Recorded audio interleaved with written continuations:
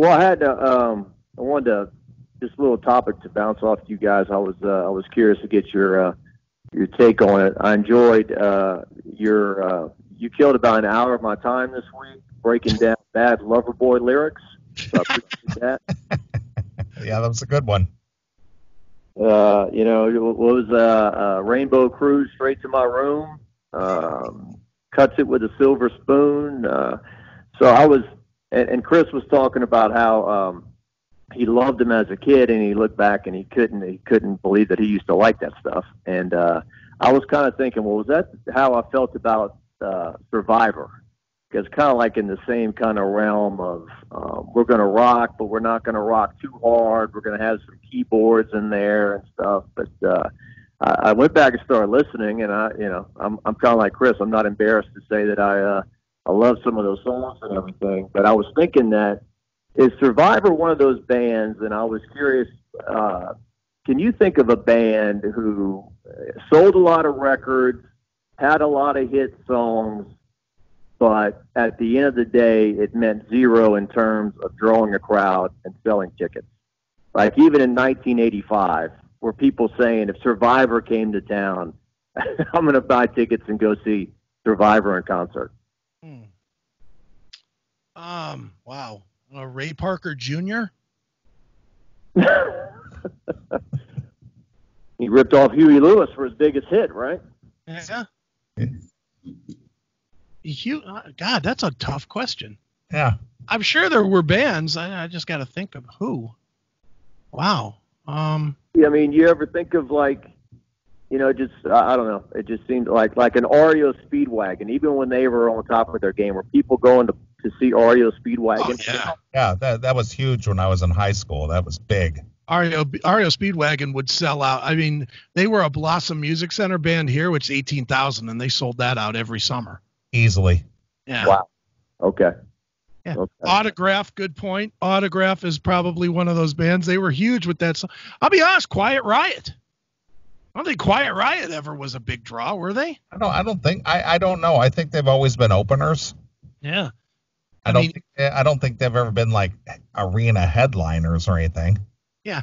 Just don't watch that. I heard you guys talk about Skid Row like in '89 got really big, but I think I heard you guys say they never played like for more than 5,000-6,000, or they were. Well, when I saw Skid Row at the top of their game during Slave to the Grind, mm-hmm. they were still opening for Aerosmith.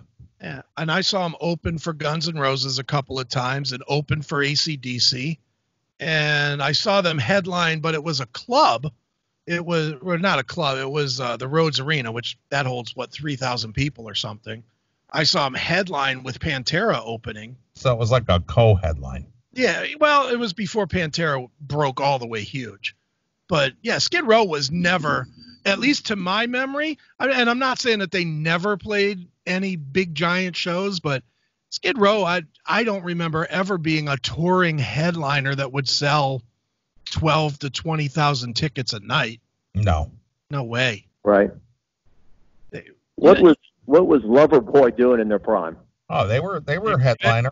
They were arena band. They were big. Yeah, by '83 they were an arena headliner. Gotcha.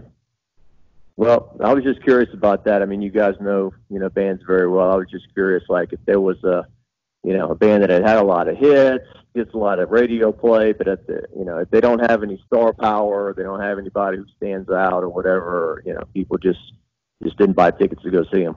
You know who's one? L.A. Guns. Yeah, that's true. L.A. Guns had a lot of hits. We're definitely on the radio a lot, and MTV videos. They had quite a few videos, and never were. I don't think they were ever even bigger than a 2,000 or 3,000 seat venue. Ever. Yeah, they never got above a club level. No, I don't think so. What about when Tesla was at their highest peak? Did they were always a support act for the most part? They were always a support act. They often played with Def Leppard a lot. Yeah. They were, but Tesla could draw. Tesla could put 10,000 asses in a venue on those first like three records. 3 records, yeah. Yeah, they could put 10,000 people in a club or in a venue by themselves, but you know who else? What about Warrant? I don't think Warrant was a huge one either. Not drawing. I always saw them open. Yeah, they were always a support act.